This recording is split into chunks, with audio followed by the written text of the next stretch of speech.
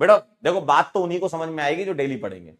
Helicopter land करके 4 class का backlog लेके घर पे ना पढ़ के कुछ समझ नहीं आएगा। मैं फिर कह रहा हूं, ऑर्गेनिक केमिस्ट्री एक ऐसा सब्जेक्ट है, बीच में से आप पकड़ ही नहीं सकते भाई, बीच में से आप इस सब्जेक्ट को पकड़ ही नहीं सकते।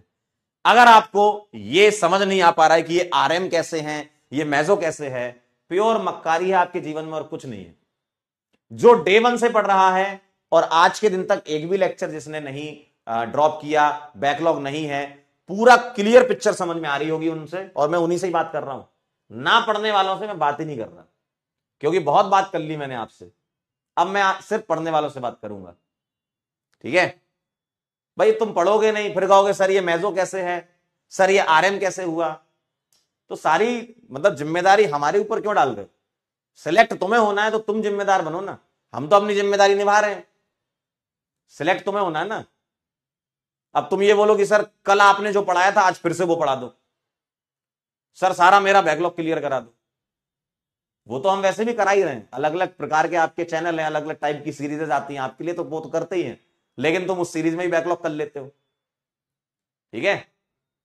तो थोड़ा सा जिम्मेदारी लीजिए, है ना, थोड़ी जिम्मेदारी लीजिए। आई नो कि थोड़ा सा आज मैं आप लोगों से खफा हूं, क्यों खफा हूं उसका भी कारण है।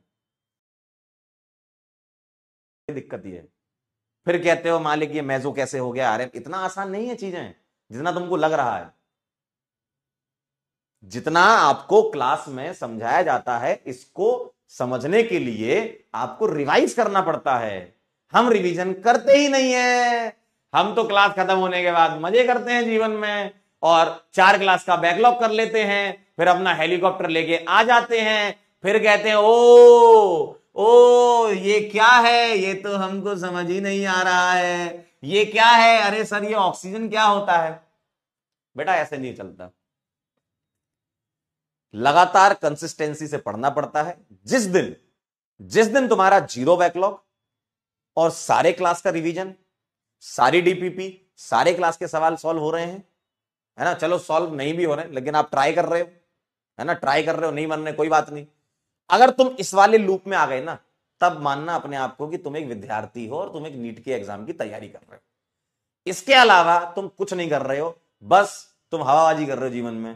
तुम क्या कर रहे हो? हम तो नीट की तैयारी कर रहे हैं, डॉक्टर बनेंगे, मोटिवेशन मिल जाएगा हमको, बस अब हम डॉक्टर बनेंगे। फिर दूसरे दिन फुस, पटाखा फुस हो गया तुम्हारा, फिर वही हरकत, सर बहुत बैकलॉग है, सर जीओसी तो पढ़ा ही नहीं। अरे तो जब पढ़ा रहे थे तब तुम कहां थे?